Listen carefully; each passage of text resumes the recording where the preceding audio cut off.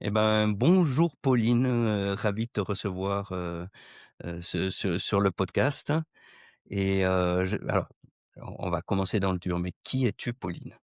Bonjour Marc. Merci pour ton invitation. Je suis vraiment ravie, d'intervenir, sur ton podcast. Et bien, je suis Pauline, Thibou, comme mon nom l'indique. Je suis, dirigeante, d'une société de recouvrement et également d'une société de conseil, et j'ai été anciennement huissier de justice. J'ai fait, des études de droit, j'ai ensuite rencontré un huissier pendant mon parcours qui m'a vraiment inspirée. J'ai exercé ce métier pendant plusieurs années et puis, j'ai bifurqué il y a 5 ans pour créer ma société et maintenant j'interviens, aux côtés des chefs d'entreprise, TPE et PME pour leur permettre d'éviter les impayés. Tant tu l'air gentil pour un huissier. Ouais, mais il y a plein d'huissiers hyper sympas. Oui, c'est c'est un métier méconnu, c'est un métier méconnu, qui mériterait d'ailleurs d'avoir une meilleure presse parce que c'est un professionnel, garant finalement de l'exécution des décisions de justice dans ce pays. Donc si tu veux, c'est quand même, un rempart hyper important et puis la majorité, grande majorité des huissiers sont très cool et très sympas après comme partout, hein. Et j'imagine qu'ils font la fête comme tout le monde, hein? Voilà, c'est ça. Et puis après ça dépend de quel côté on est. Si c'est celui qui va chercher l'argent, il est très content de son huissier, C'est ça. l'autre il va être moins content. Ce que j'allais dire, c'est en fait, en principe, ceux qui les aiment pas, c'est ceux, chez qui on est venu taper à la porte, mais ceux à qui on a ramené de l'argent, en général, ils les aiment bien, tu vois? Oui, c'est une question de point de vue. C'est ça, exactement. Ouh, donc tu es plus huissier, mais est-ce que tu peux nous parler de ton activité actuelle, Oui. Alors, je suis dirigeante de la société qui s'appelle EBSC, Recouvrement et EBSC Conseil, donc en business soyons cash. EBSC, c'est le nom également de mon podcast puisque je suis aussi hôte d'un podcast, en parallèle. Hem, j'ai vraiment une approche qui est sur les 2 sujets, recouvrement et conseil et pour moi, c'est vraiment indissociable, puisque d'un côté, je vais venir aider mes clients, donc qui sont des TPE, PME, tout secteur d'activité, mais principalement, j'ai quand même des clients qui sont dans le bâtiment ou dans tout ce qui va être service aux entreprises en B2B. C'est les sphères qu'on a, on va dire, le plus classiquement. Le bâtiment, ça peut être avec des particuliers en face forcément, mais voilà, c'est principalement ces sphères-là. On a aussi pas mal d'entreprises aussi dans le service à domicile, des choses comme ça. D'un côté, je vais leur permettre de récupérer l'argent qu'ils ont dehors, donc par une mmh activité de recouvrement. Recouvrement qui va être, avec une première phase amiable et si ça fonctionne pas à l'amiable, derrière, on va pouvoir, engager des procédures judiciaires si besoin et si c'est pertinent et si c'est, ouais, opportun surtout. Parce Mais là qu'engager là là là, du coup, pardon, je te coupe, mais tu as ouais, plus ta casquette huissier c'est plus toi qui es en charge d'exécuter la décision, quoi. non, c'est-à-dire que je ne fais pas l'acte de saisie en tant que tel. Par contre, c'est moi qui pilote, et donc je travaille en partenariat, bien évidemment, avec des études d'huissier sur toute la France, mais c'est moi qui pilote l'exécution, tout simplement pour avoir une maîtrise des frais, première chose. Éviter d'aller dépenser je ne sais combien de centaines de milliers d'euros dans des procédures, qui seront pas forcément, pertinentes et que le client ne comprendra pas. C'est souvent des choses qu'on retrouvait d'ailleurs même moi quand j'étais à l'étude, et que je vois dans des études huissiers et maintenant que j'ai des clients qui m'en parlent, qui me disent: «Mais en fait le problème, voilà, je fais appel à un huissier, mais déjà ils savent pas à quel huissier faire appel». Mmh. Considérant que tous les huissiers se valent et sont experts, sur tout, sauf que c'est pas vrai. Il y a des huissiers qui sont excellents, par exemple, sur du constat et d'autres qui sont excellents sur du recouvrement de masse et d'autres qui sont excellents sur du recouvrement de petites entreprises et sur des trucs hyper nichés. Et ça, malheureusement, il faut connaître un petit peu le métier quand même pour poser les bonnes questions, pour savoir si l'étude sera à même de bien prendre en charge le dossier. Donc ça, c'est la première chose. Donc, moi, je vais travailler avec des études huissiers qui ont l'habitude, de traiter des dossiers d'impayés sur des TPE, PME et qui sont à l'aise avec ça heu, qui vont pas faire du recouvrement, on va dire, automatique en déroulant tout le temps le même type de procédure. On a énormément d'échanges avec mes partenaires huissiers, commissaires de justice d'ailleurs aujourd'hui, sur, quelle procédure on fait, le montant des frais. Voilà, on va vraiment, essayer d'optimiser tout ça. Hem, donc mon rôle, il va vraiment être dans le pilotage. Il est aussi dans le pilotage de la prise de titre, c'est-à-dire que si, par exemple, on doit faire une procédure avec avocat, j'ai pareil des avocats partenaires sur toute la France sur lesquels à qui j'envoie, des dossiers, pour, obtenir des décisions de justice et je fais moi les procédures d'injonction de payer qui sont des procédures sans avocat obligatoire pour le compte de mes clients. Donc ça, c'est vraiment la partie, procédure, recouvrement judiciaire. Très individualisé du coup, parce qu'en fonction des dossiers, on va pas forcément faire de procédures ou pas toujours les mêmes.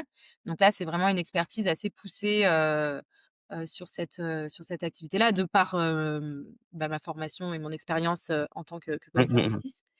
Et avant ça, il y a la phase amiable où là, on va avoir, suivant les dossiers, ils seront pas tous traités exactement de la même façon non plus. Il y en a sur lesquels, notamment sur des gros montants, ça va être du recouvrement très personnalisé, même à l'amiable.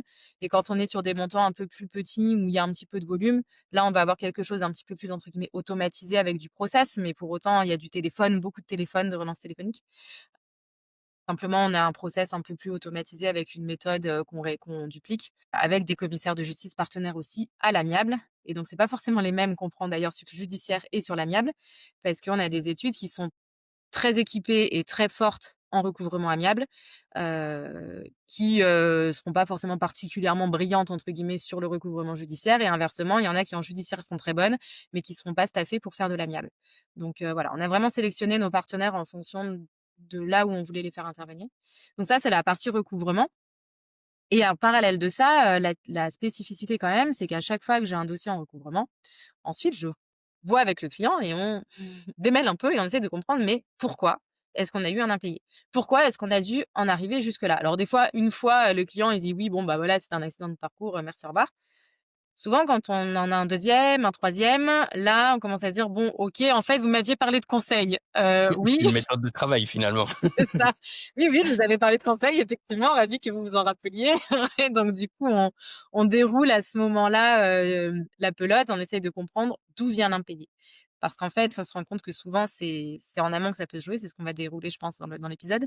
Et là, du coup, je vais accompagner les clients de façon vraiment transverse, à la fois sur la partie juridique, tout ce qui va être conditions générales de vente, contrat, et cetera. Toute la partie commerciale. Donc dans commercial, j'entends, les leviers de négociation, parce qu'il y a pas que le prix, il y a aussi les conditions de collaboration, les conditions de paiement, par exemple, mais pas que. Tout ce qui va être les suspensions de prestations, les modalités de résiliation, est-ce qu'on demande des pénalités, pas de pénalités, et cetera. Tout ce qui va être, gestion des litiges clients aussi. Devoir de conseil, dans le bâtiment notamment, c'est quelque chose qui revient souvent. Tout ce qui est réception de chantier, voilà, c'est tous ces Mmh sujets-là mh, mmh. qui sont hybrides entre le juridique et le commercial, où je vais accompagner les clients là-dessus. Tout ce qui va être gestion financière, les politiques d'acompte, l'encours, le renseignement financier, les dispositifs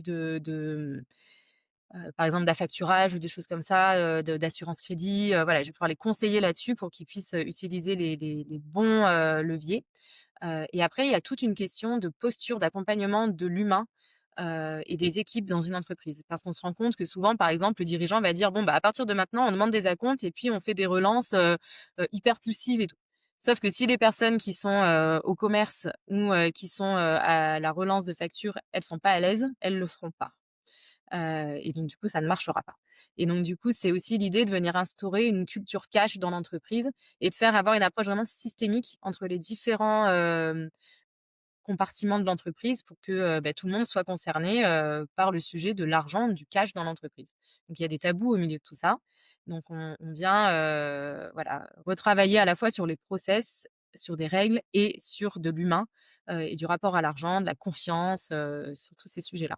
Est-ce que ce que tu disais sur les tabous, ça c'est individuel, c'est culturel? C'est, est-ce comment? Parce que le c'est des choses on dit souvent que voilà, c'est très français, faut pas parler d'argent et cetera. Pas forcément, c'est variable Bah, d'une personne à l'autre. j'en sais rien, je pense que culturellement en France, oui, Mmh mh. l'argent, non mais enfin, tu qu'à voir, tu vas, sur LinkedIn, tu regardes quelqu'un qui nous fait un post sur l'argent. En ce moment, on en voit plein avec, tous les «pressions» entre guillemets fiscales, les lois de finances et tout ça, les budgets et tout. On se rend bien compte que l'argent, ça tend. Enfin, clairement, c'est tout le monde veut de l'argent, mais il faut quand même pas trop dire trop fort quand on en a, parce que dès qu'on en a après, voilà, bon bref, tu sens qu'il y a un sujet autour de ça où c'est quand même un petit peu touchy. Donc je pense qu'en France, il y a une culture autour de l'argent où les gens, enfin, ça reste, un sujet un petit peu tabou. Après, je pense qu'il y Mmh a mh. énormément de croyances limitantes autour de l'argent, mais qui sont liées à, son éducation, Mmh. à la perception de sa propre valeur parfois aussi, quelle valeur j'ai par rapport à un prix. notamment quand Mmh, on est mmh mh. entrepreneur, freelance ou dans des toutes petites entreprises. Mon prix, c'est ça, par exemple, notamment dans du service. Encore quand c'est sur du produit, c'est un peu différent, mais sur du service, je vaux combien? En fait, il y a tout de suite un rapport très fort entre la valeur, qu'on se donne Ouais, et ouais, ouais. l'argent. Donc quand quelqu'un veut pas payer, est-ce qu'il veut pas payer parce qu'il a pas d'argent? Est-ce qu'il veut pas payer parce qu'il m'a trouvé nulle? Et Mmh donc mh. du coup, si je suis nulle, est-ce que je suis légitime à aller réclamer mon prix? Voilà et donc du coup, derrière, il y a vraiment plein de croyances, en fait, autour de tout ça et suivant la construction, l'éducation de chacun, on va pas retrouver la même chose chez tout le monde. C'est là où je dis que c'est un peu, tabou parce qu'après il y a aussi le comment moi je perçois l'argent et donc la projection que je fais sur l'autre personne de ce qu'elle va imaginer que je vais penser, si je vais lui réclamer de l'argent. Donc si moi je suis Ouais, pas à ouais. l'aise qu'on vienne me réclamer de l'argent, ben, je vais peut-être pas être à l'aise d'en réclamer ou inversement, si j'ai l'impression de l'agresser si je lui demande de l'argent, ça se trouve l'autre en face, il trouvera ça tout à fait normal. Mmh, mmh mh. Et donc tout ça, ça vient polluer en fait, la posture, enfin, qu'on va avoir quand on fait de la relance ou quand on simplement on pose des conditions. Et après il y a aussi tout ce qui est autour de la confiance en soi, Mmh du mh. respect. Du respect de soi-même, respect, de l'autre, respect des de du cadre, des relations. Touche à l'humain, on touche à l'argent. Forcément, quand on met les 2 ensemble, il y a beaucoup, beaucoup, beaucoup de choses qui se jouent à ces endroits-là, qui font que ce métier est absolument passionnant et qui rendent les choses pas forcément si évidentes que ça et donc moi j'ai jamais de jugement par rapport à mes clients qui, des fois se sont fait avoir ou des fois ont leur part de «responsabilité» entre guillemets dans ce qui leur arrive, mais parce que c'est pas évident. Mais par contre, c'est pas parce que c'est pas évident qu'on est obligé de subir et qu'on ne peut rien faire. Alors justement, tiens, ça tu me prépares la transition parce que on au début, on a parlé de justement ton métier précédent, de commissaire de justice. Alors je pense que les gens comprendront mieux huissier. Mais moi j'étais huissier en plus, c'était pas encore commissaire à l'époque D'accord. donc tu peux. Alors tu étais huissier et là c'est, voilà, il y a un problème et on traite le problème, faut et même s'il y a une phase amiable, ça risque de partir, de toute façon, conflictuel quoi, contentieux. Ce qui serait intéressant, quand on a préparé le podcast, tu avais une phrase un peu, provoque, qui disait, c'est: «Dans 99 des cas, quand il y a des problèmes de recouvrement, c'est la faute, ou la responsabilité du chef d'entreprise». J'aimerais bien que tu nous détailles un petit peu ça, dire le qu'est-ce qu'on en remontant un petit peu pour éviter justement se retrouver dans la case, conflictuelle. Toute cette phrase, voilà, pour dire ça. Ouais, ouais, bien sûr. J'aime pas dire: «C'est la faute de». J'adore, tu t'es repris entre guillemets en reprenant sur le côté responsable. C'est pas du tout pareil. C'est pas parce qu'on est responsable de quelque chose qu'on est fatalement coupable de ce qui se passe. Donc c'est pas une faute, c'est pas la faute du créancier s'il a un impayé. Par contre, il a sa part de responsabilité et il se trouve que cette part de responsabilité, effectivement, elle est très, très importante Mmh. et j'aime bien la théorie du 100 responsable parce que si on considère qu'on est 100 responsable de ce qui se passe, ça veut dire qu'on peut prendre 100 du contrôle et donc si on reprend 100 du contrôle, normalement, on est censé avoir beaucoup, beaucoup moins de problèmes. Et donc qu'est-ce qu'on voit, en fait, souvent, quand ça arrive chez l'huissier notamment, ou même en amont, peu importe, mais on va avoir, des un impayé qui des fois souvent les gens déjà vont mettre très longtemps à réagir. Même moi, je le vois en société de recouvrement, alors que le recouvrement, on est censé intervenir tout de suite dès que les relances en interne, elles sont pas marché. On est une sorte d'étape intermédiaire entre, avant la procédure judiciaire et l'huissier. Déjà là, nous, on a des dossiers quand même qui arrivent des fois tard. Moi, je me bats contre ça tout le temps, tout le temps, tout le temps avec mes clients. Attendez pas 6 mois pour nous envoyer un dossier, c'est beaucoup trop long. Donc Oh, déjà, ah oui. tu l'attente, le délai. Et quand il y a un problème, en fait, faut réagir, au bout de Tout de combien suite. de temps?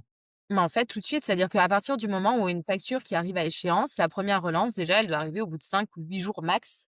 Et après, c'est se dire: «Je fais des relances, peut-être tous les 10, 15 jours et j'en fais 3 ou 4 maximum». Donc quand tu fais 3 relances sur tous les 10 jours, ça fait 30 jours. Donc ça veut dire Mmh. qu'au bout d'1 mois de retard, allez, au pire 2 parce que tu as tiré un peu, au bout de 2 mois, le dossier, il peut basculer en recouvrement sur une facture de solde, où il y a pas de réponse en face et cetera, il y a aucune raison que ça n'aille pas plus vite. Après, il y a la question de s'il y a un litige.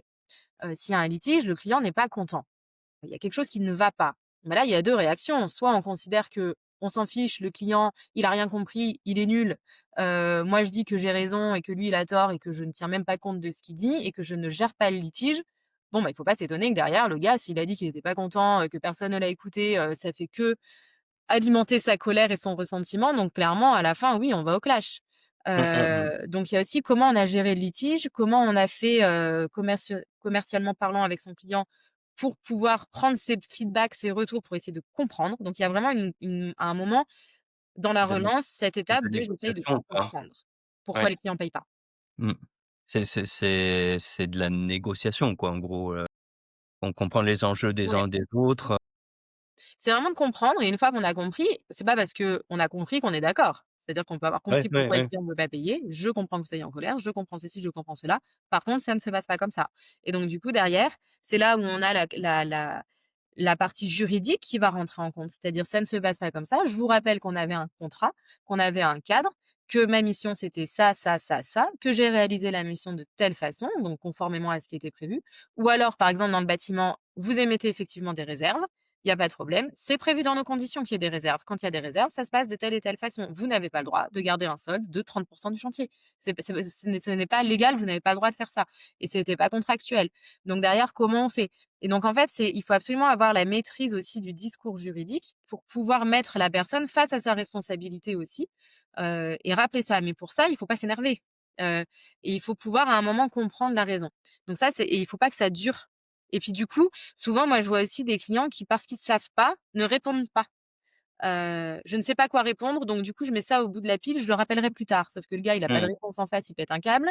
Il rappelle, il rappelle, il rappelle, toujours pas de réponse. Il commence à devenir désagréable. Donc du coup, comme on sait toujours pas quoi répondre et qu'en plus on se fait harceler, bah, du coup, on devient désagréable aussi. Et de nouveau, c'est l'escalade. Donc là, c'est vraiment à cet endroit-là. Donc si on ne sait pas, c'est possible de ne pas savoir, on peut pas tout savoir. On peut se faire dépasser un moment par un comportement ou des événements. On a un conseil. On a un conseil qui peut nous aider sur du litige client. Ça peut être une personne comme moi, ça peut être une personne comme un avocat. Entourez-vous, chefs d'entreprise, de personnes qui sont capables de vous aider, de vous épauler et de vous assister sur des sujets, que vous ne maîtrisez plus, pour ne pas laisser les clients avec du silence en face quoi et leur apporter des Mmh. réponses. Ça, c'est de la responsabilité du chef d'entreprise de pouvoir répondre à ses clients et de pouvoir, et si à un moment il y a quelque chose où on a mal fait et ben, on répare quoi. Enfin, on a Mmh mal mh. fait, il faut aussi à un moment, peut-être, le reconnaître. Aussi avoir en tête, et ça je l'avais vu sur un client qui avait des impayés à cause de ça. C'était une boîte qui était déjà un peu plus structurée. Ils vendaient du rêve. Ils vendaient du rêve à ses clients au moment de la signature et ce qu'ils délivraient, c'était pas ce qu'ils avaient promis. Donc les clients étaient tous déçus, donc un client déçu, c'est un client qui paye pas. Mmh, mmh Heu mh. et donc du coup, ben, il a dû remonter, le truc en disant: «Ah mais attendez, mais à la vente, on leur vend des trucs, c'est pas du tout ce qu'on délivre». Ben voilà, ben donc il va peut-être falloir revoir vos commerciaux, il va peut-être falloir, changer le discours, changer la promesse que vous faites à vos clients parce que Ouais, du coup, ouais, sinon vous aurez toujours des impayés. ouais, Heu ouais. enfin, tu vois, c'est toujours comme ça et après il y a la partie: «Oui, mais là, le client tout allait bien, on était d'accord, il était de bonne foi, on a bien fait la presta, il la conteste pas, mais juste il est pas solvable, il a pas d'argent». Bah, ça, c'est un peu pareil, c'est qu'en amont et notamment en B2B, quand on bosse avec des entreprises, il y a des systèmes d'information sur la solvabilité des entreprises qui existent. Donc après, c'est aussi de consulter ces informations-là. Il y a aussi une multitude d'informations gratuites, accessibles gratuitement sur des sites comme Infogreffe, Papers, société.com, enfin bref, où il y a plein d'infos qui sont données. Maintenant aussi, c'est pareil, il faut savoir quelles sont les informations qui doivent m'alerter. Heu, Qu'est-ce qui fait que, je dois prendre des précautions? Donc là, il y a des choses à faire. Ça me fait penser, on se côtoie sur les podcasts, mais on se côtoie aussi sur LinkedIn. Il y a quelques jours, on interagissait par commentaire, où quelqu'un se plaignait, d'un impayé et qui découvre après, enfin au moment de l'impayé, Oui. que l'entreprise est en liquidation judiciaire. Et oui, c'est pas très sympa de l'entreprise de le faire bosser alors qu'elle sait qu'elle va pas pouvoir le payer. Mais c'est aussi à lui de vérifier que son client est solvable et Oui et moi je me mets dans l'autre sens, je me fais l'avocat du diable, celui qui est en redressement judiciaire. En fait, il le dit pas, c'est accessible partout, c'est public. mmh, Moi, il me demande pas, je le dis pas. Non pas que je sois de mauvaise foi, mais parce que si je le dis, je me prends des conditions horribles et drastiques par tout le monde. Donc en fait, à un moment, c'est aussi de sa responsabilité à lui de se renseigner sur les personnes avec qui il travaille. Donc ouais, ouais, ce client-là, OK, avant de signer le contrat, je me renseigne, bam bam, ça prend 3 clics sur Papers. Procédure collective en cours, c'est le 1er truc qui apparaît, c'est en orange, on peut pas le louper. Ah! Donc du coup, qu'est-ce que je fais déjà? Est-ce que oui ou non j'accepte de travailler avec lui? Si oui, comment je me sécurise? Parce qu'une fois qu'on sait que l'entreprise, elle est peut-être fragile ou qu'elle a peut-être, voilà, des petits points d'alerte qui nous disent: «Ouh là, Mmh mh. attention». Après, il y a aussi des solutions payantes et il y a des solutions d'assurance crédit quand on bosse avec des pros. Si quand vous interrogez, votre assurance crédit ou que vous passez un peu votre portefeuille client là sous surveillance et qu'ils vous disent: «Ah bah celui-là il est pas assurable», ça veut dire qu'une banque ne prendrait pas le risque de le financer. Bon bah, si une banque ne prend pas le risque de le financer, est-ce que vous prenez le risque de travailler pour lui? Voilà. Bah, potentiellement oui, mais dans ce cas-là, c'est bien sûr qu'on le prend, sinon on travaillerait peut-être pas avec la moitié des gens, donc on prend le risque. Mais du coup, comment je me sécurise? Qu'est-ce que je mets comme condition pour venir me sécuriser avec cette personne? Et donc là, du coup, on va pouvoir jouer sur les leviers financiers, des acomptes, des politiques d'encours, des conditions de suspension de prestations dans les contrats pour dire: «Bah, voilà, moi c'est, ou des conditions de paiement, facture payable d'avance, début de mois, par exemple, à réception, heu, enfin, en fin de mois, mais à réception, par exemple», et de dire: «J'accepte que 2 factures d'encours maximum et au-delà, je suspends toute prestation parce que je vais pas aller exposer des frais, pour une personne qui ne m'a pas payé et qui était risquée». Enfin, là, ensuite, il y a la situation de je connais déjà le client ou je ne le connais pas encore et en fait, c'est «à la tête du client» entre guillemets, c'est surtout avec des critères objectifs parce qu'après il y a aussi l'autre sujet, c'est un client, on a l'habitude de travailler ensemble, je lui fais confiance et donc du coup, le traître, il me l'a pas dit. Oui, enfin, mais la confiance exclut pas le contrôle. Quand bien même on a confiance, si à un moment on fait ces bonnes pratiques et ces bons réflexes de vérifier la santé financière de son client régulièrement, bah, à un moment, on peut savoir que: «Ah, là, ça se tend» et donc qu'est-ce Ouais, que je fais? En plus, il me le dit pas. Donc s'il me le dit pas, c'est pas non plus bon signe, donc voilà, en fait, tout ça, il y a des indices qui nous permettent de le déceler. moi, je sais que j'ai vécu, enfin c'était des appels d'offres, des RFP à 10 millions d'euros, donc c'était des choses qu'on faisait systématiquement, mais là, c'était mes collègues des achats qui géraient ça et un fournisseur, parce que nous, c'était pas tellement enfin, c'est nous qui payons le fournisseur, mais ce qui était important pour nous, c'est est-ce qu'il est capable de délivrer, ce qu'il a promis? Et donc on allait regarder le nombre de salariés, la santé financière, éventuellement des questions de dépendance, des choses comme ça. En fait, on se renseigne, hein, et ça pouvait écarter certains fournisseurs parce que le dit: «Ben, non, c'est trop risqué et nous, sur ces sujets, on prend pas de risques, quoi». C'est ça. C'est là en fait, ça le risque client, ça s'appelle les risques clients d'ailleurs, donc c'est bien que c'est identifié dans l'entreprise. Ou c'est Bah, que comme c'est n'importe acceptable, quoi, hein, on peut le prendre ou on pense qu'on va pouvoir le gérer, mais ouais. il se gère en fait, c'est une Mmh. gestion de risque client. Donc c'est de se dire à un moment, c'est pas de dire, ceinture bretelle et je fais, rien, je Mmh travaille avec mh. aucun client risqué. Enfin, à un moment, c'est pas possible. Ouais, Mais ouais. par contre, c'est de se dire: «OK, pour y aller, déjà, je suis en conscience, je suis conscient que là, je prends un risque». Déjà, c'est différent que quand on n'en a pas du tout conscience. Je suis conscient que je prends un risque. Qu'est-ce que je mets en place pour pouvoir éviter que le risque se produise ou en tout cas, s'il se produit, pour limiter les conséquences? Parce que du coup, si on a, par exemple, des prestations, payables d'avance avec de la suspension, normalement, on prend quand même pas trop de risques. Ou alors, si on se Ouais, dit ouais. que 2 factures impayées et j'arrête, bah, c'est quand même différent que quand il y en a 10. Et il y a des fois des gens, ils font jusqu'à 4, 5, 6 factures impayées sur de la prestation mensuelle avant de se dire: «Ah là, il faut peut-être que je fasse quelque chose». Ouais, enfin, ça fait 6 mois que tu bosses gratos. La réalité, c'est ça, hein. Ouais, ouais, ouais. Et du coup, bah, au bout de 6 mois déjà, en plus, en termes de crédibilité vis-à-vis de son client, on lui a envoyé comme message: «Je peux bosser gratuitement. J'accepte de bosser gratuitement». Et là, on tombe dans les questions de respect. Donc en fait, on ne se respecte pas soi-même, comment est-ce qu'on peut attendre de son client qu'il nous respecte? C'est ça marche pas, en fait. Et donc mais tout ça après, c'est du non-verbal, c'est du signal qu'on envoie. Pareil, quand on a des contrats, des conditions générales de vente, alors c'est pas, le la garantie absolue, sur le fait qu'il y aura jamais de problème, mais on envoie un message de sérieux. J'ai des conditions générales de vente, j'ai réfléchi à mes conditions, on en parle, on les pose sur la table, on les négocie. Ça se passe comme ça, monsieur le client, vous êtes d'accord? Oui. Sur le paiement des factures aussi, c'est comme ça? Oui. Bon, bah, au moment où on va commencer à peut-être faire des relances, on va peut-être pouvoir le rappeler qu'il était d'accord. Mmh mh, mmh mh, mmh mh. Après, c'est du respect d'engagement contractuel, mais encore faut-il l'avoir bien posé. Et souvent, je vois, moi, des freelances notamment ou des gens qui sont solos, ils ont bricolé leurs conditions générales et c'est OK parce que de toute façon, à un moment, on fait comme on peut, voilà. Mais au bout d'un moment, quand on commence à avoir un petit peu de flux, je pense que c'est un sujet sur lequel ça vaut le coup d'investir un petit peu de sous pour faire quelque chose de carré, ne serait-ce que pour le message qu'on envoie et l'image qu'on envoie à notre client. Ouais, ouais, ouais, ouais. Très bien, donc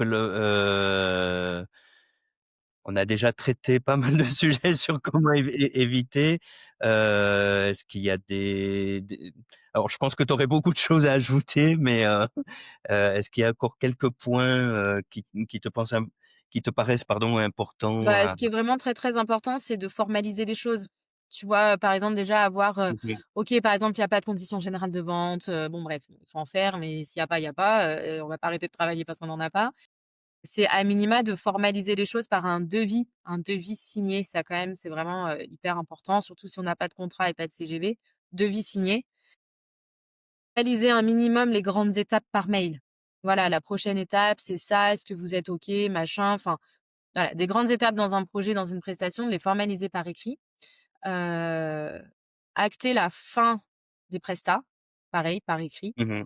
Soit un PV de réception signé dans le bâtiment. S'il vous plaît, le PV de réception, c'est autant important qu'un devis, c'est hyper, enfin, on peut pas ne pas en faire, en fait. C'est trop, trop risqué, trop dangereux.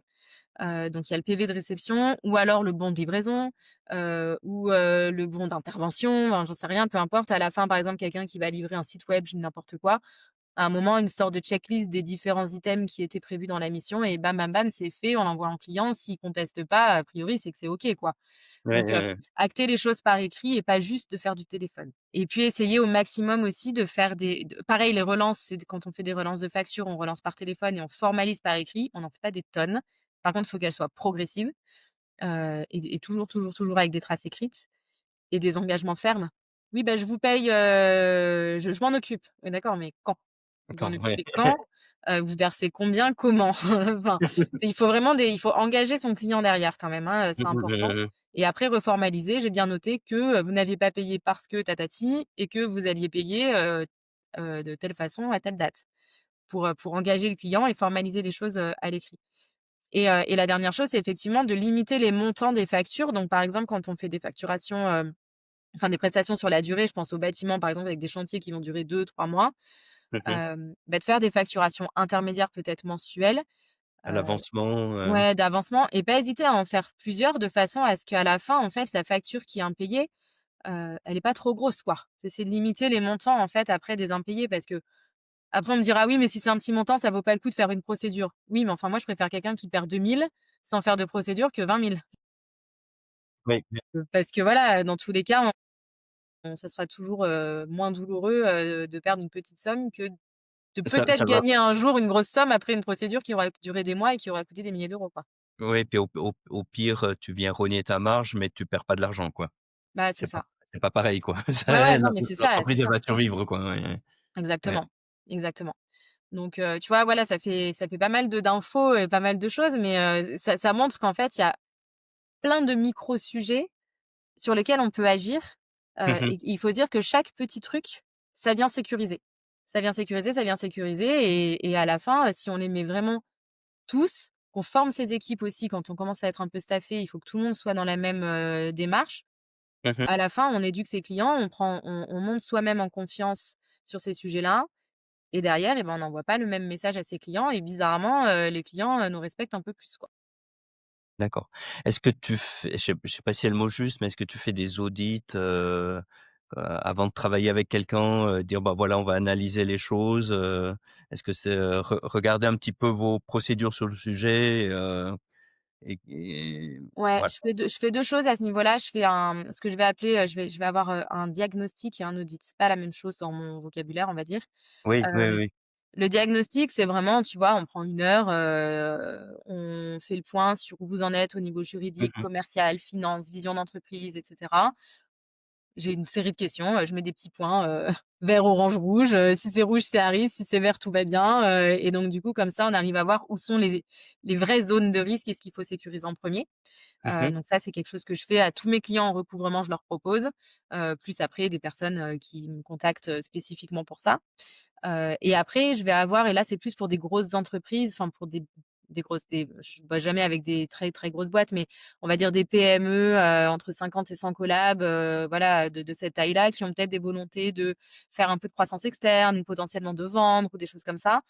Là, l'idée, c'est de venir faire un audit un peu plus complet, même beaucoup plus complet et poussé sur les pratiques qu'ils ont en place, sur les différents types de clientèle, sur les différentes activités, sur les différents établissements des fois aussi, parce que Mmh comme mh. tout le monde fait à sa sauce dans chaque établissement, bizarrement, du coup, Mmh mh, mmh. c'est pas efficace quoi, c'est pas optimisé.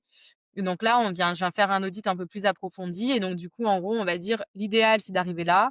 Voilà d'où on est. Le delta, il est petit ou gros et derrière, qu'est-ce qu'il faudrait faire comme action pour venir atteindre cet objectif d'idéal? Et donc du coup, bah, là, après, je préconise un plan d'action, vraiment sur mesure, sur ce qu'il faut faire pour atteindre cet objectif-là et là, c'est des prestations qui sont plus sur la durée parce que ça se fait pas en 2 secondes, hein. Quand tu as 100 collaborateurs, 4 établissements, tu mets pas tout le monde, au diapason en 5 minutes quand même, hein. C'est souvent il y a pas mal de sujets parce qu'en plus il y a des types de clientèle différentes, des activités différentes et tout, donc tu as pas les mêmes conditions pour tout. Enfin, voilà, c'est un peu de la dentelle, on va dire. Donc c'est un peu plus long, mais on fait des choses hyper chouettes, sur, 1 an, 18 mois, il y a vraiment un avant-après assez sympa, ouais. OK, ben, merci Pauline. Est-ce qu'il y a quelque chose que vous voudrez ajouter pour la fin ou? Non, pas spécialement, faites attention. Enfin, faites attention, c'est vraiment ça. Non, mais en plus, on est quand même dans un contexte économique aujourd'hui où franchement, c'est compliqué. Alors je vais pas commencer à lister tous les secteurs sur lesquels c'est tendu parce qu'en fait, il y en a trop.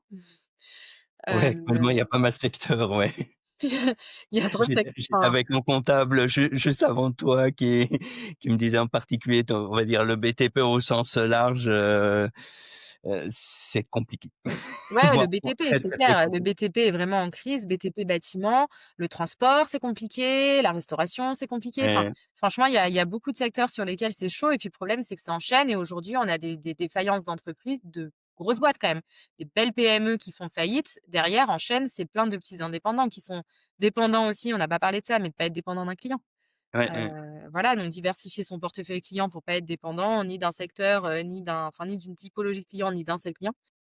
Donc ouais, se sécuriser, faire attention et prendre conscience qu'on est dans un contexte aujourd'hui, à la limite, il vaut peut-être mieux faire un peu moins de chiffre d'affaires, mais payer que, des croissances à 3 chiffres, ou 2 chiffres, et puis pas être payé, quoi. ouais, ouais, ouais. Parce que Ouais, là, c'est c'est ça pardonne pas et franchement, même en recouvrement, moi, enfin, ça fait longtemps que je fais du recouvrement, ça fait plus de 13 ans. Franchement, c'est chaud là. ouais, Les gens, ouais. ils ouais, ouais, là, il faut vraiment aller les chercher les sous, quoi.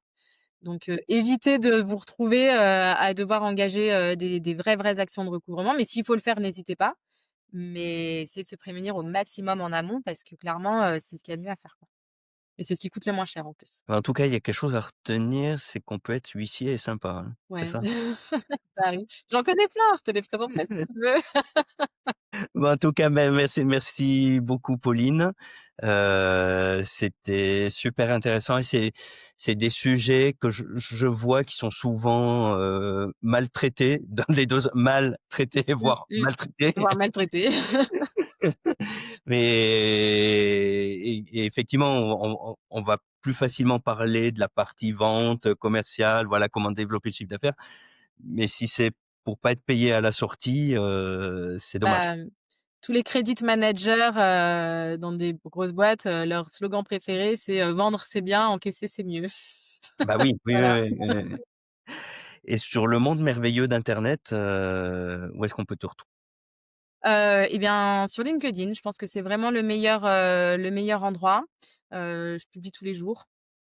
Donc D'accord. voilà, j'ai toujours mon petit quart d'heure LinkedIn, où je regarde, mes messages. Je mets, un point d'honneur à répondre vraiment aussi à toutes les sollicitations que je peux avoir, les commentaires et tout. Donc LinkedIn avec grand plaisir et puis aussi sur ma chaîne YouTube, où là, j'ai mon podcast «En business soyons cash» sur lequel je partage avec des invités. Bah, là, sur la saison 2, on a des chefs d'entreprise qui ont vécu l'impayé, genre.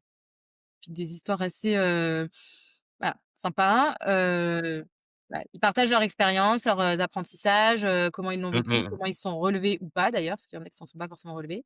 Donc hyper intéressant et puis j'accueille aussi, bah, des avocats pas mal sur cette, saison-là et des huissiers justement, sur, plus des procédures judiciaires, le droit pénal, les difficultés des entreprises, les saisies, enfin voilà, toutes ces choses-là pour, décrypter un petit peu et essayer de rendre ça, plus accessible possible parce que c'est fait pour, monsieur et madame tout le monde, en tout cas pour les chefs d'entreprise, pour notre public.